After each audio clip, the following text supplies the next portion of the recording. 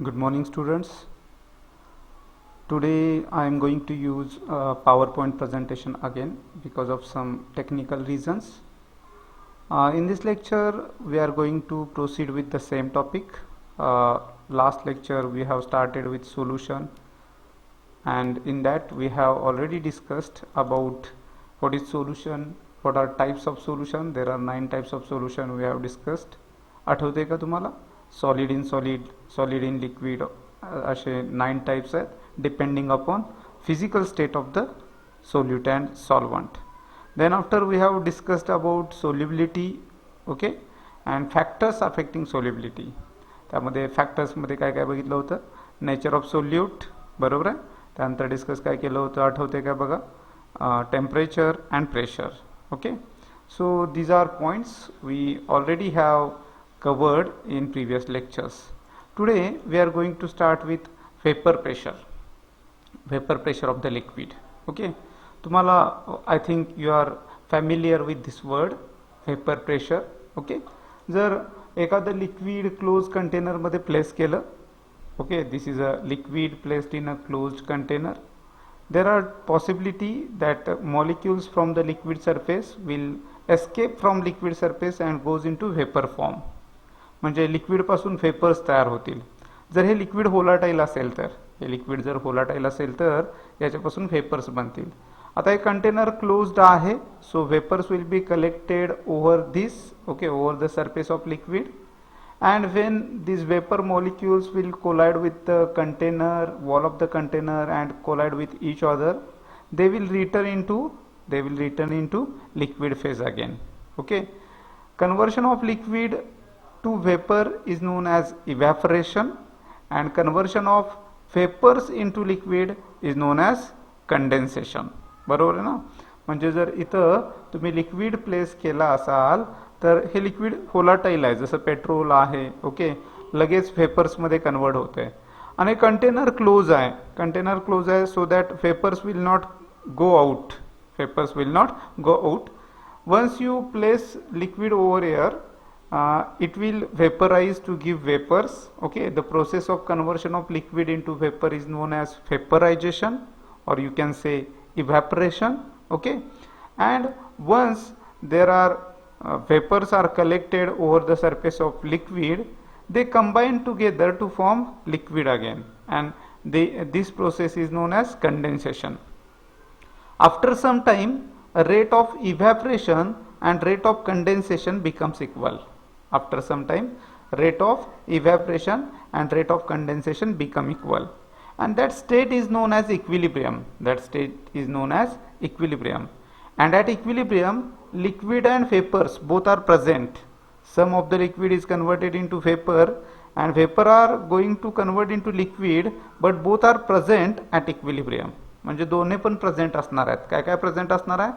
Vapours पण present असणार आहेत, लिक्विड पण प्रेझेंट असणार आहेत. तुम्ही असं म्हणू शकता, this vapours are in equilibrium with this liquid, and whatever pressure exerted by these vapors which are in equilibrium with liquid, this pressure exerted by vapor is known as vapor pressure. त्यामुळे vapour प्रेशरची definition विचारली तर असं लिहितोय आपण, the pressure exerted by gaseous state म्हणजे तुम्हाला सांगायला लागणार नाही, vapours of substance when it is in equilibrium with solid or liquid state. जर इथं सॉलिड असेल तर ते सॉलिड बरोबर वेपर इक्विलिब्रियम मध्ये असतील, इथे लिक्विड असेल तर लिक्विड बरोबर इक्विलिब्रियम मध्ये असतील. काही सबस्टन्स डायरेक्ट वेपर मध्ये कन्वर्ट होतात. Example camphor. इथे जर कॅम्फर ठेवला तर कॅम्फर पासून वेपर बनू शकतात. त्यामुळे तुम्ही असं म्हणू नका की फक्त लिक्विड बरोबरच वेपर इक्विलिब्रियम मध्ये असतील. जर कॅम्फरचं कन्व्हर्शन डायरेक्ट वेपर मध्ये झालं तर तिथं आपण त्याला सब्लिमेशन म्हणतोय, सब्लिमेशन.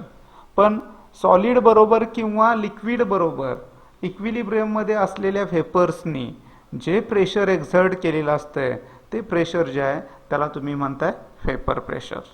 परत एकदा डेफिनेशन लक्षात ठेवा, the pressure exerted by gaseous state of substance when it is in equilibrium with solid or liquid state, liquid phase is called as vapor pressure. लक्षात येतंय? हे फक्त क्लोज कंटेनर मध्ये होऊ शकतंय, कारण हे कंटेनर जर ओपन असतं तर सगळे व्हेपर्स बाहेर गेले असते आणि त्यामुळे इक्विलिब्रियम एस्टॅब्लिश झाला नसता. कारण का, व्हेपरपासून परत लिक्विड तयार झालं नसतं, म्हणजे प्रोसेस रिव्हर्स झाली नसती. प्रोसेस रिव्हर्स होण्यासाठी इथं व्हेपर्स कलेक्ट होणं गरजेचं आहे आणि कलेक्ट झालेल्या व्हेपरचं परत कन्व्हर्शन लिक्विडमध्ये होणं गरजेचं आहे, तरच फॉरवर्ड आणि रिव्हर्स रिॲक्शन चालू होतील. आणि एक वेळ फॉरवर्ड आणि रिव्हर्स रिॲक्शनचा रेट जो आहे, स्पीड जो आहे, तो इक्वल होईल आणि त्यावेळच्या स्टेटला तुम्ही म्हणाल इक्विलिब्रियम. आणि इक्विलिब्रियमला लिक्विड आणि व्हेपर दोन्ही अवेलेबल असतील आणि त्या व्हेपर ज्या अवेलेबल आहेत त्या प्रेशर एक्झर्ट करतील. ते मॉलिक्यूल जे आहेत ते रॅन्डम मोशनमध्ये असतील आणि ते जेव्हा वॉल ऑफ कंटेनरला कोलाइड होतील तेव्हा तिथं प्रेशर एक्झर्ट करतील आणि ते जे प्रेशर आहे त्याला तुम्ही व्हेपर प्रेशर म्हणायचं आहे. त्याला तुम्ही काय म्हणणार आहे? Vapour pressure. लक्षात ठेवताय? The pressure exerted by gaseous state of substance म्हणजे vapours of substance when it is in equilibrium with solid or liquid phase is called as its vapor pressure, is called as its vapor pressure. लक्षात राहील. Consider करू, इथं एक container आहे, या container मध्ये ए एक व्होलाटाईल लिक्विड आहे. ए जो आहे ना तो एक व्होलाटाईल लिक्विड आहे. त्याचे 1 2 3 4 5 6 7 8 9 10 मॉलिक्युल्स आहेत. ओके, 10 मॉलिक्युल्स आहेत. ए प्युअर ए आहे, इथं एक लिक्विड आहे, व्होलाटाईल लिक्विड आहे, प्युअर ए आहे. हे मॉलिक्यूल व्हेपरमध्ये कन्वर्ट होणार आहेत, कारण मी सांगितलं ए हा काय आहे? व्होलाटाईल लिक्विड आहे. ओके, आणि व्होलाटाईल लिक्विड असल्यामुळे तो कशामध्ये कन्वर्ट होणार आहे? व्हेपर्समध्ये कन्वर्ट होणार आहे. बरोबर आहे. आणि व्हेपर्समध्ये कन्वर्ट होणार म्हणजे त्या व्हेपर जाऊन इथं कोलाइड होतील आणि कोलाइड झाल्यानंतर तिथं प्रेशर एक्झर्ट करतील. गंमत म्हणून, एक मजा म्हणून आपण कन्सिडर करू, एक मॉलिक्यूल जर कोलाइड झाला तर 1 ATM प्रेशर एक्झर्ट होत आहे. गंमत म्हणून, असं असत नाही, कारण हे मॉलिक्यूल जे आहेत ते एकदम छोटे आहेत, त्यामुळे ते जेव्हा कोलाइड होतील तेव्हा त्यांचं प्रेशर एकदम कमी असणार आहे. पण गंमत म्हणून आपण, एक्झाम्पल म्हणून आपण इथं कन्सिडर केलं एका मॉलिक्यूलचं प्रेशर 1 ATM आहे. इथं किती मोल्स आहेत? 10 मोल्स आहेत. तर 10 मॉलिक्यूलचं प्रेशर 10 ATM असेल. 10 मॉलिक्यूलचं प्रेशर काय असणार आहे? 10 ATM. So this indicate 10 indicates vapour pressure of pure A. Vapour pressure of pure A. तर एचं व्हेपर प्रेशर मी P10 न दाखवलंय. प्युअर एचं व्हेपर प्रेशर मी कशानं दाखवलंय? P10 न. आता मी इथं दुसरं कंटेनर कन्सिडर करतोय. It contains other liquid B. याच्यामध्ये दुसरं लिक्विड आहे B. याचे पण सरफेसवर 10 मॉलिक्यूल आहेत. 1 2 मोजून बघा, 10 मॉलिक्यूल आहेत. इथं कन्सिडर करा हे पण व्होलाटाईल लिक्विड आहे. This is also volatile component. Okay, this is also volatile liquid. So it will evaporate and when it will evaporate it will gives vapour. समजा हे सगळे मॉलिक्यूल इव्हॅपरेट झाले, एक मॉलिक्यूल 2 ATM प्रेशर एक्झर्ट करते. Consider करू आपण, consider करू 1 molecule exerts 2 ATM pressure. So 2 ATM pressure आहे म्हणजे 10 मॉलिक्यूलचं 20 ATM होईल. 10 मॉलिक्यूलचं 20 ATM होईल. याचा अर्थ याचं प्युअर बीचं व्हेपर प्रेशर आहे 20 ATM आणि मी त्याला P20 न इंडिकेट केलंय. कारण एचं व्हेपर प्रेशर मी कशानं दाखवलं होतं? P10 न. बीचं व्हेपर प्रेशर मी दाखवलंय P20 न. डोक्यावरचा 0 इंडिकेट करतोय ते दोन्ही प्युअर लिक्विड आहेत. डोक्यावरचा 0 काय इंडिकेट करतोय? ते दोन्ही प्युअर लिक्विड आहेत. So P10 is a vapour pressure of pure A. P20 is a vapor pressure of pure B. Okay, so these are two liquids. Now I am mixing these two liquids to obtain a solution. मला एक solution मिळालं. त्या solution मध्ये या दोघांचं mixture घेतलंय. यामध्ये A चे 6 मोल्स आहेत. 1 2 3 4 5 6. B चे 4 मोल आहेत. 1 2 3 4. So I have obtained a mixture. Okay, equal घेतले नाहीत, इक्वल पण घेऊ शकला असता नंबर ऑफ मोल, काही प्रॉब्लेम नाही. तुम्ही डिफरंट नंबर ऑफ मोल घेतला तरी चालेल. मी एक्झाम्पल म्हणून घेतलं इथं की ए चे 6 मोल घेतलेत, बी चे 4 मोल्स घेतलेत. आता मिक्सचर तयार झालं. So this mixture is known as solution. This is the solution of 2 volatile components. This is the solution of 2 volatile component A and B. A and B हे व्होलाटाईल कंपोनंट आहेत आणि त्याचं हे mixture आहे. आता या सोल्युशनचं टोटल प्रेशर किती असणार आहे? 1 2 3 4 5 6. 6 मॉलिक्यूल ए चे आहेत. मी मगाशी सांगितलं होतं एका मॉलिक्यूल पासून 1 ATM प्रेशर कन्सिडर करू, तर 6 मॉलिक्यूलचं 6 ATM प्रेशर असेल. 6 molecule will exert 6 atm pressure. आणि बी चे किती आहेत 1 2 3 4 आणि मी तर सांगितलं होतं एका मॉलिक्यूल पासून 2 atm, याचा अर्थ इथं 4 मॉलिक्यूल्स आहेत तर 8 atm प्रेशर बनेल. टोटल प्रेशर किती असणार 6 + 8 14. 6 + 8 14 हे या सोल्युशनचं टोटल व्हेपर प्रेशर असेल. हे लक्षात येते का तुमच्या? This is solution, this is liquid A, volatile liquid A, this is volatile liquid B. Vapor pressure exerted by one molecule of A is 1, so 10 molecules are there, so pressure will be 10 atm. It is the vapor pressure of pure A. Here B, one molecule of B exerts pressure 2 atm, so there are 10 molecules, so pressure will be 20 atm. Okay, now I have mixed A with B to obtain a particular solution. It contains 6 mole of A and 4 mole of B. So 6 mole of A will exert 6 atm pressure as one molecule exert 1 atm pressure, and 4 molecule of B will exert 8 atm pressure as each molecule of B exerts 2 atm pressure. बरोबर आहे ना? त्यामुळे हे 8 कसं आलं कळालं का? 4 × 2. Okay, कारण एका मॉलिक्यूलचं प्रेशर आहे 2, सो 4 × 2 8 आणि हे 6 × 1, 6 × 1 म्हणजे किती झालं? यस, 6 × 1 6 येणार आहे. आणि सोल्युशनचं टोटल प्रेशर या दोघांची बेरीज असणार आहे 6 + 8 14. आता या सोल्युशनच्या टोटल प्रेशरमध्ये जे काय कॉन्ट्रीब्युशन एचं आहे, एचं whatever contribution of A is there, it is known as partial pressure of A. It is known as partial pressure of A आणि ते P1 न इंडिकेट करणार. आता इथं 0 डोक्यावर नाही लिहिलंय, तेव्हा लक्षात ठेवा हे इंडिकेट करते सोल्युशन मधलं partial vapour pressure. What is partial pressure vapour pressure? It is a contribution of that component to the total vapour pressure of the solution. म्हणजे total vapour pressure of solution मध्ये जे त्या कंपोनंटचं 1 म्हणजे ए, त्या कंपोनंटचं जे pressure आहे त्याला आपण म्हणतोय पार्शियल व्हेपर प्रेशर.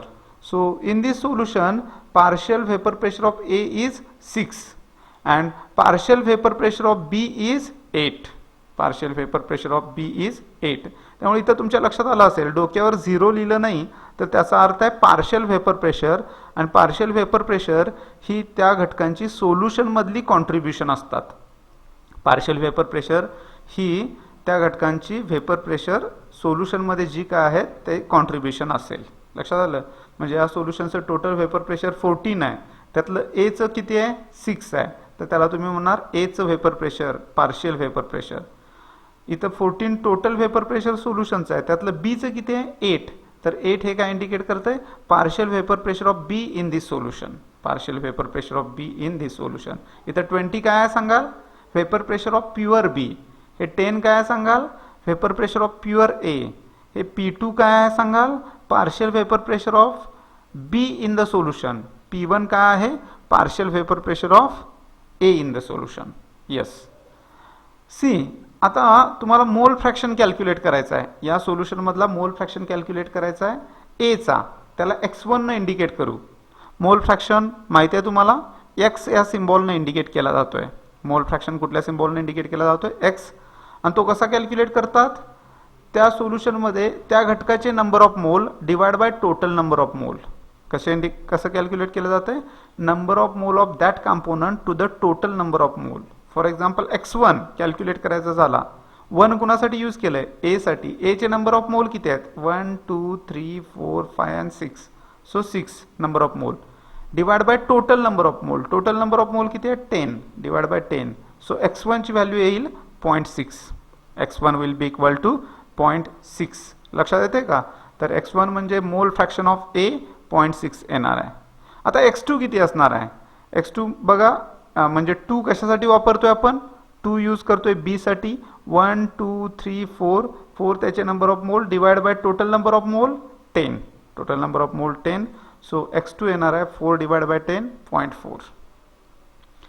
हे लक्षात येते काय बघा? x1 म्हणजे मोल फ्रॅक्शन. x हा सिम्बॉल मोल फ्रॅक्शन साठी यूज केला जातोय. मोल फ्रॅक्शन हा रेशो आहे त्या कंपोनंटचे number of mole divide by total number of mole in the solution. त्या कंपोनंटचे number of mole divide by total number of moles in the solution. तर हे आहे मोल फ्रॅक्शन बद्दल मी सांगितलं तुम्हाला. ओके, नाऊ मी गंमत म्हणून काय करतोय, x1 आणि p10 चा प्रोडक्ट घेतो. x1 आणि p10 चा प्रोडक्ट घेतो. p10 into x1, p10 into x1. p10 किती आहे 10, p10 किती आहे 10. x1 किती आहे 0.6, x1 किती आहे 0.6. 10 इंटू 0.6 6 येणार आहे. आणि 6 बघा ते त्या घटकाचं पार्शियल व्हेपर प्रेशर आहे सोल्युशन मधलं. हा सोल्युशन मधला मोल फ्रॅक्शन आणि तो प्युअर असतानाचं व्हेपर प्रेशर. सोल्युशन मधला मोल फ्रॅक्शन आणि तो घटक प्युअर असतानाचं व्हेपर प्रेशर p10 यांचा गुणाकार बरोबर पार्शियल व्हेपर प्रेशर एवढा येतोय. म्हणजे product of vapour pressure of pure component, product of vapour pressure of pure component and its mole fraction in the solution, and its mole fraction in the solution. या दोघांचा product solution मध्ये जे partial pressure आहे त्याच्या एवढा येतोय. म्हणजे partial vapour pressure, partial vapour pressure of any volatile component in the solution is equal to product of vapor pressure of that pure component and its mole fraction in the solution, and its mole fraction in the solution. एकदा check करू. हा फक्त A साठी आलाय. आता B साठी बघूया काय होतंय. B साठी सांगा p20, p20 किती आहे 20 आहे. p20 20 घेतला इंटू x2 म्हणजे सोल्युशन मधला B चा मोल फ्रॅक्शन x2 0.4 आहे. 20 इंटू 0.4 8 येतोय. बरोबर आहे ना. 20 इंटू 0.4 किती येतोय 8. आता हा p2 एवढा आलाय. हा कशा एवढा आलाय p2. इथं चुकून प्रिंट टायपिंग मिस्टेक झाली बघा. हा p2 पाहिजे होता. किती आलाय p2 एवढा. p2 किती आहे बघा की इथं 8 आहे. p2 किती आहे 8 आहे. p2 म्हणजे काय partial vapour pressure of B. बरोबर आहे. याचा अर्थ ही value partial vapour pressure of B एवढी येते. हा काय आहे vapour pressure of pure B. हा काय आहे मोल फ्रॅक्शन ऑफ B. या दोघांचा गुणाकार पार्शियल व्हेपर प्रेशर इतका येतोय. म्हणजे इथं पण A चं प्युअर असतानाचं व्हेपर प्रेशर आणि A चा मोल फ्रॅक्शन यांचा गुणाकार partial vapour pressure of A एवढा आला. आणि इथं प्युअर असतानाचं व्हेपर प्रेशर B चं आणि त्याचा मोल फ्रॅक्शन यांचा प्रोडक्ट त्याच्या पार्शियल व्हेपर प्रेशर एवढा आला. ओके, या सगळ्या गोष्टी इथं लिहिलेत बघा मी.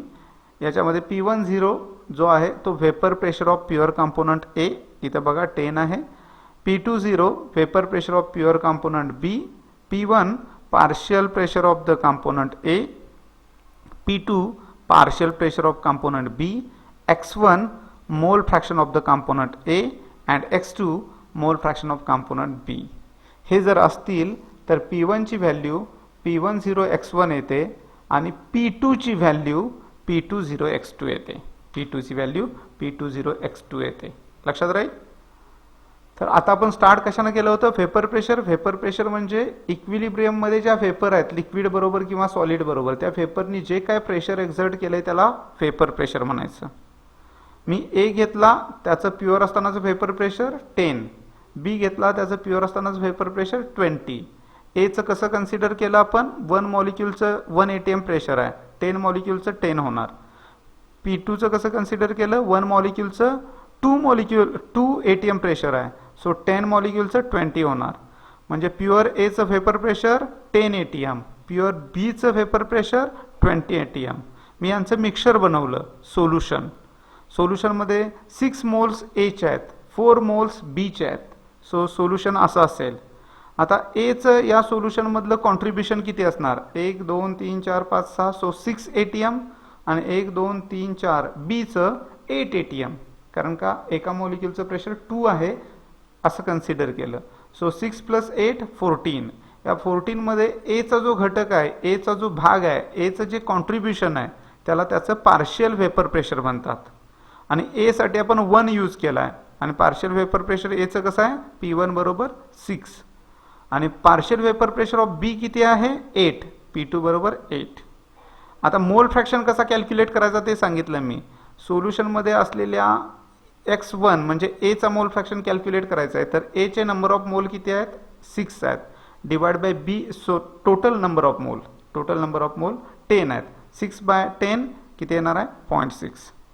आणि इथं x2 कॅल्क्युलेट करायचं झालं तर B चे नंबर ऑफ मोल 4 आहेत. म्हणजे 2 तुम्हाला माहिती आहे बी साठी यूज करायलोय, मग त्याचे number of mole divide by total number of मोल, 4 डिवाइड बाय 10.4. म्हणजे मोल फ्रॅक्शन कॅल्क्युलेट करायचा झाला तर कसा कॅल्क्युलेट करायचा, कंपोनंट ज्याचा आपण मोल फ्रॅक्शन कॅल्क्युलेट करणार आहे it's number of mole divide by total number of मोल. Component whose mole fraction is to be calculated, its number of mole divided by total number of mole. Here 1 for A, 2 for B. मी म्हटलं P10 10 आहे, X1 0.6 आहे, या दोघांचा product 6 येतोय. 6 हे partial vapour pressure Aच आहे solution मधलं. X2 0.4 आहे, P20 20 आहे, या दोघांचा प्रोडक्ट घेतला तर 8 येतोय. पार्शियल व्हेपर प्रेशर ऑफ बी एवढा येतोय. याचा अर्थ पार्शियल व्हेपर प्रेशर हे बरोबर इक्वल कशाच्या येत आहे, प्रोडक्टच्या. कशाच्या प्रोडक्टच्या, प्युअर असतानाचं व्हेपर प्रेशर आणि मोल फ्रॅक्शन, प्युअर असतानाचं व्हेपर प्रेशर आणि मोल फ्रॅक्शन. आणि हे जे इक्वेशन आहे या इक्वेशनला राऊल्स लॉ म्हणतात. या इक्वेशनला आपण काय म्हणतोय, Raoult's law. The law states that the partial vapour pressure of any volatile component, बघा partial vapor pressure of any volatile component in the solution is product of vapor pressure of that pure component, is product of vapor pressure of that pure component and the mole fraction of component in the solution, and the mole fraction of the component in the solution. त्यामुळे हे equation जर part असेल तर तुम्ही पटकन हे लिहाल, the law states that partial vapor pressure of any volatile component in the solution is product म्हणजे माहिती आहे गुणाकार of vapor pressure of that pure component and its mole fraction in the solution. हे दोन्ही इक्वेशन ते indicate करतात. हे लक्षात येतंय, एकदम इझी आहे, पण हा इम्पॉर्टंट सगळ्यात इम्पॉर्टंट पार्ट आहे या टॉपिक मधला. बऱ्याच वेळा राऊल्स लॉ विचारला जातोय, त्यामुळे होमवर्क मध्ये तुम्ही करताय आणि ते करत असताना हे लिहिणार नाहीये, हे तुमच्या अंडरस्टँडिंग साठी मी एक्झाम्पल घेतलंय. हे हा जो पार्ट आहे ए बी सोल्युशन आणि हे जे काय लिहिलंय ते मी तुम्हाला समजावून सांगण्यासाठी घेतलंय. ए बी घेतला आणि सोल्युशन बनवलं तर त्यांचा प्रोडक्ट जो आहे त्याचं व्हेपर प्रेशर आणि मोल फ्रॅक्शनचा जो प्रोडक्ट आहे तो पार्शियल व्हेपर प्रेशर बरोबर इक्वल येतोय हे दाखवण्यासाठी हे लिहिलंय. आणि हे लिहिलंय याच्यावरून हे स्टेटमेंट लगेच लक्षात यायला पाहिजे. The partial vapour pressure of any volatile component of the solution is a product of vapour pressure of that pure component and its mole fraction in the solution. लक्षात येते. तर हे आहे इम्पॉर्टंट आणि हे तुम्ही होमवर्क मध्ये करताय राऊल्स लॉ आणि त्याचं स्टेटमेंट झाल्यावर त्याचं डेरिव्हेशन पण करणार आहे. चला, according to Raoult's law partial vapour pressure P1 and P2 of the two component is in the solution is given by P1 ची व्हॅल्यू काय असणार P10 x1, P2 ची व्हॅल्यू काय असणार P20 x2. कारण P1 आणि P2 काय आहेत पार्शियल व्हेपर प्रेशर आणि काय सांगितलंय ते प्रोडक्ट येतात. कुणाचे प्रोडक्ट येतात, pure vapour pressure of pure component and its mole fraction. P2 काय येणार आहे P2 is equal to P20 x2. हे कशावरून आलं, राऊल्स लॉ. राऊल्स लॉ काय सांगितलं आहे, partial vapour pressure of any volatile component in the solution is a product of vapour pressure of that pure component and मोल fraction of the component in the solution. Partial vapor pressure of any volatile component is product of vapor pressure of that pure component and the mole fraction of the component in the solution. म्हणजे P2 is equal to P20 x2, P1 is equal to P10 x1.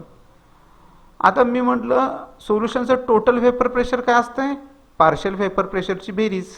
सोल्युशनचं total vapour pressure काय असतंय, partial vapour प्रेशरची बेरीज असते. Okay, the total vapour pressure of the solution of two volatile component is sum of partial vapor pressure of two component, is sum of partial vapor pressure of two component. त्यामुळे तुम्ही असे लिहाल PT म्हणजे सोल्युशनचं vapour pressure is equal to P1 plus P2. PT is equal to P1 plus P2 where P1 is partial vapor pressure of first component A, P2 is partial vapor pressure of second component B. Okay, पण P1 ची value इथं आहे P10 x1 आणि P2 ची value इथं आहे P20 x2. ह्या value ठेवल्या तर so PT is equal to P10 x1 plus P20 x2. इथं x आणि मल्टिप्लिकेशन मध्ये म्हणजे प्रोडक्ट साठी कन्फ्युजन नको म्हणून इथं मी रेड सिम्बॉल यूज केला. Okay, P10 vapour pressure of pure A, P20 vapor pressure of pure B, x1 mole fraction of A in the solution, x2 mole fraction of B in the solution. हे तुम्हाला माहिती आहे की बघा जरा, for binary solution मोल फ्रॅक्शनची बेरीज नेहमी 1 येते. फॉर बायनरी सोल्युशन मोल फ्रॅक्शनची बेरीज नेहमीच 1 येते. जसं बघा इथं तुमच्या एक्झाम्पलमध्ये फर्स्ट कंपोनंटचा मोल फ्रॅक्शन 0.6 आला होता, सेकंडचा 0.4 आला होता. ॲडिशन करून बघा नक्कीच 0.1 येते. त्यामुळे फॉर बायनरी सोल्युशन म्हणजे काय ते सांगितलंय, the solution which contain only 2 component. The solution which contains only 2 component is known as binary solution. तर बायनरी सोल्युशनसाठी मी काय सांगितलं, मोल फ्रॅक्शनची सम 1 येते. मोल फ्रॅक्शनची सम जी आहे ती 1 येते. आता जर हे x2 ची व्हॅल्यू कॅल्क्युलेट करायचं झालं तर x1 ला पलीकडे न्याल. So x2 is equal to 1 minus x1. x2 is equal to 1 minus x1 will be the value of x2, that is mole fraction of second component B. काय लक्षात ठेवायला सांगितलं, मोल फ्रॅक्शनची बेरीज ऑलवेज 1 येते. जर सोल्युशन बायनरी असेल तर 2 कंपोनंटच्या मोल फ्रॅक्शनची बेरीज 1 येते. So x2 is equal to 1 minus x1. हे मी x2 च्या जागी ठेवणार आहे इथं 1 minus x1. तर इक्वेशन काय बनेल, P10 x1 आहे तसं P10 into x1 plus P20 into x2 च्या जागी 1 minus x1. 1 minus x1. So P10 x1 plus P20 into 1 minus x1. आता हे काय होईल बघा, P10 x1 प्लस इथून आत मल्टिप्लाय करा P20 मायनस P20 x1. बरोबर ना, P20 नाही तर मल्टिप्लाय केलं तर P20 आणि आतमध्ये मल्टिप्लाय केलं तर P20 x1. बरोबर आहे का, मायनस P20 x1. सो आता इथं काय दिसतंय बघा तुम्हाला, हे काय आहे x1 दिसतंय, इथं काय दिसतंय x1 दिसतंय. So both are same. हा P20 पुढे लिहिलात, हा P20 पुढे लिहिलात आणि याला इथे लिहिलात तर हे x1 आणि x1 कॉमन निघेल आणि कॉमन निघालं तर हे P10 आणि हे P20 मध्ये काय minus sign.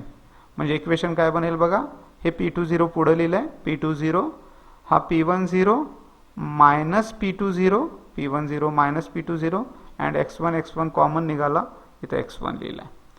So this is equation for Raoult's law. This is equation for Raoult's law. It's very important part. Okay, मी तुम्हाला वरती सांगितलंय राउल्स लॉचं स्टेटमेंट काय, आठवा, एकदा आठवा पटकन आणि ते लक्षात पण ठेवायचं आहे. Partial vapour pressure of any volatile component is a product of vapour pressure of that pure component and its mole fraction. P1 is equal to P10 x1, P2 is equal to P20 x2. P1 partial vapor pressure of A, P10 vapor pressure of pure A, P2 partial vapor pressure of B, P20 vapor pressure of pure B. Me repeat करतो एकदा परत, कारण हे important आहे. हे आपल्याला पहिल्यांदा आपण काय डिस्कस केलं होतं, वेपर प्रेशरची definition. Vapours which are in equilibrium with liquid exerts pressure, that pressure is known as vapor pressure. Instead of liquid here can be volatile solid also. जसं कॅम्फर आहे, जसं तुम्ही बघितलात काही मेटलची क्लोराईड आहेत. ओके, मेटलची क्लोराईड जसं टीन क्लोराईड वगैरे व्होलाटाईल आहेत. व्होलाटाईल आहेत म्हणजे डायरेक्ट वेपर फेजमध्ये कन्वर्ट होऊ शकतात. सो सॉलिड किंवा लिक्विड बरोबर इक्विलिब्रियम मध्ये असलेल्या वेपर्सनी जे प्रेशर एक्झर्ट केले त्याला वेपर प्रेशर म्हणायचं. The pressure exerted by gaseous state of the substance when it is in equilibrium with solid or liquid phase is called as vapour pressure. A घेतला, B घेतला, pure एचं vapour pressure 10, pure बीचं vapour pressure 20. कसं घेतलं, याचं पर molecule 1 atm, याचं पर molecule 2 atm example म्हणून घेतलंय. ओके, इथं या दोघांचं मिक्सचर बनवलं म्हणजे हे सोल्युशन झालं. सोल्युशनमध्ये ए चे 6 मोल आहेत म्हणजे टोटल वेपर प्रेशर एचं किती असणार 6. बी चे टोटल किती आहेत रे 4 मोल्स म्हणजे 4 × 2 8. सोल्युशनचं टोटल वेपर प्रेशर असेल 14. या 14 मधलं एचं जे कॉन्ट्रीब्युशन आहे त्याला एचं पार्शियल प्रेशर म्हणायचं. बीचं जे कॉन्ट्रीब्युशन आहे सोल्युशनमध्ये त्याला बीचं पार्शियल प्रेशर म्हणायचं. मोल फ्रॅक्शन कसा कॅल्क्युलेट करायचा, सोल्युशनमध्ये असलेले त्या कंपोनंटचे मोल. एक्झाम्पल एचा मोल फ्रॅक्शन x1 तर एचे नंबर ऑफ मोल 6 आहेत तर 6 घेतलं divide by total number of मोल 10.6. बीचा मोल फ्रॅक्शन x2 कसा कॅल्क्युलेट करायचा, त्याचे number of mole divide by total number of मोल किती येणार 0.4. आता सोल्युशन ए प्युअर असतानाचं व्हेपर प्रेशर 10 आणि त्याचा सोल्युशनमधला मोल फ्रॅक्शन 0.6, तर त्या दोघांचा प्रोडक्ट 6 येतोय, म्हणजे पार्शियल व्हेपर प्रेशर एवढा येतोय. बी प्युअर असतानाचं व्हेपर प्रेशर 20, त्याचा सोल्युशनमधला मोल फ्रॅक्शन 0.4, दोघांचा प्रोडक्ट 8 येतोय. पार्शियल व्हेपर प्रेशर ऑफ बी सोल्युशनमधलं, याचा अर्थ सोल्युशनमध्ये असलेली पार्शियल व्हेपर प्रेशर बरोबर इक्वल येतात. प्युअर असतानाचं व्हेपर प्रेशर आणि सोल्युशनमधला मोल फ्रॅक्शन यांचा प्रोडक्ट घेतला तर तो बरोबर पार्शियल व्हेपर प्रेशर इतका येतोय. प्युअर असतानाचं व्हेपर प्रेशर आणि मोल फ्रॅक्शनचा प्रोडक्ट घेतला तर तो बरोबर सोल्युशनमधल्या पार्शियल प्रेशर इतका येतोय. इथं P2 पाहिजे होता. Okay, P10 partial vapour pressure of A, P10 vapour pressure of pure A, P20 vapour pressure of pure B, P1 partial pressure of the component A, P2 partial pressure of component B, X1 mole fraction of A, X2 mole fraction of B, 1 A साठी, 2 B साठी, P pressure साठी आणि X मोल fraction साठी. या equation वरून काय statement केलं, त्या स्टेटमेंटला आपण म्हणतो राउल्स लॉ. राउल्स लॉ काय आहे? The law states that partial vapor pressure of any volatile component of the solution is a product of vapor pressure of that pure component and its mole fraction in the solution. Equation लिहित होतो Raoult's law प्रमाणे P1 जर partial vapour pressure A चा असेल, P2 partial vapour pressure B चा असेल, तर P1 ची व्हॅल्यू P10 X1 यायला पाहिजे, प्युअर असतानाचं व्हेपर प्रेशर मोल फ्रॅक्शनचा प्रोडक्ट.